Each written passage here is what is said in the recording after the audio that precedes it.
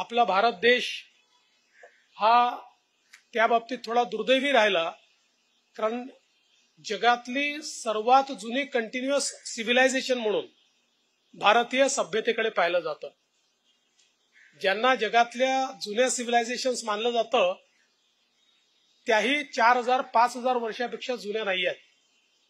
पण आज आमच्याकडे मोंजदाडो हरप्पा असेल किंवा राखीगडी असेल किंवा बिरान्ना असेल, या ठिकाणी संपूर्ण विकसित अवस्थेतल्या ज्या सभ्यतांचे अवशेष सापडले, ज्याला आपण सिंधू सभ्यता म्हणतो, हे किमान 10,000 वर्षापूर्वीचे आहेत.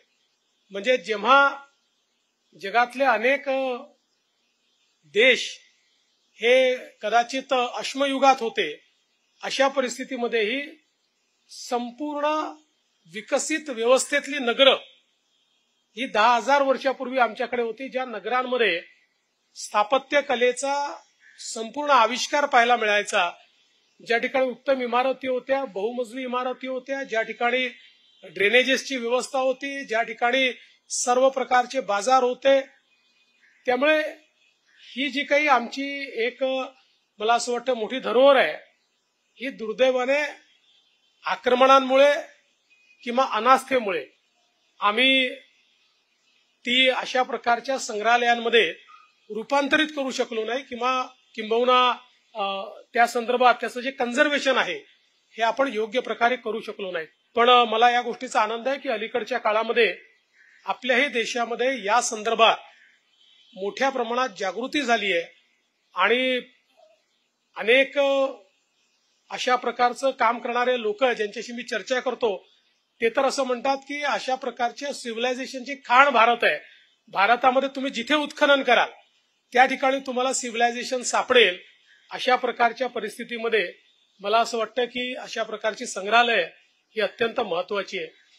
आपला भारत देश हा त्या बाबतीत थोडा दुर्दैवी राहिला, कारण जगातली सर्वात जुनी कंटिन्युअस सिव्हिलायझेशन म्हणून भारतीय सभ्यतेकडे पाहिलं जातं.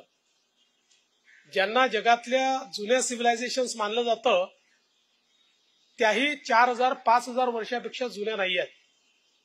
पण आज आमच्याकडे मोंजदाडो हरप्पा असेल किंवा राखीगडी असेल किंवा बिरान्ना असेल, या ठिकाणी संपूर्ण विकसित अवस्थेतल्या ज्या सभ्यतांचे अवशेष सापडले, ज्याला आपण सिंधू सभ्यता म्हणतो, हे किमान 10,000 वर्षापूर्वीचे आहेत.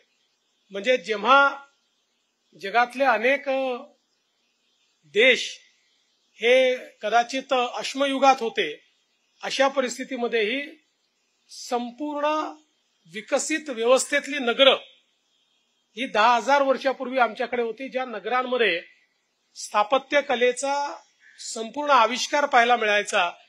ज्या ठिकाणी उत्तम इमारती होत्या, बहुमजली इमारती होत्या, ज्या ठिकाणी ड्रेनेजेसची व्यवस्था होती, ज्या ठिकाणी सर्व प्रकारचे बाजार होते.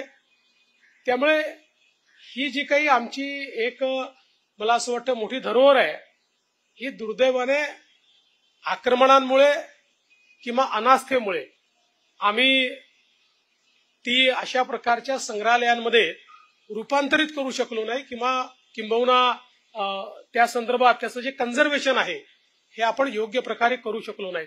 पण मला या गोष्टीचा आनंद आहे की अलीकडच्या काळामध्ये आपल्याही देशामध्ये या संदर्भात मोठ्या प्रमाणात जागृती झाली आहे आणि अनेक अशा प्रकारचं काम करणारे लोक ज्यांच्याशी मी चर्चा करतो ते तर असं म्हणतात की अशा प्रकारच्या सिव्हिलायझेशनची खाण भारत आहे. भारतामध्ये तुम्ही जिथे उत्खनन कराल त्या ठिकाणी तुम्हाला सिव्हिलायझेशन सापडेल. अशा प्रकारच्या परिस्थितीमध्ये मला असं वाटतं की अशा प्रकारची संग्रहालय ही अत्यंत महत्वाची आहे.